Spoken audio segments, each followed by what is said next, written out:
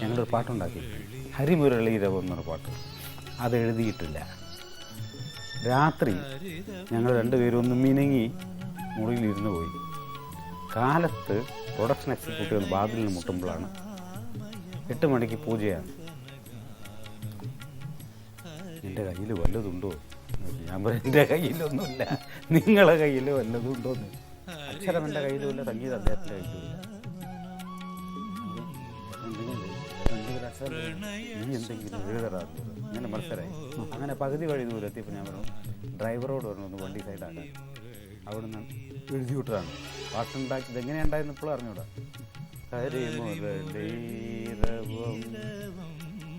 ഹരിത വൃന്ദാവനം, അത് കൊടുത്തോണ്ടോ എന്തെന്നിരിക്കരുത്. മധുമൊഴി രാധേ നിന്നെ തേടി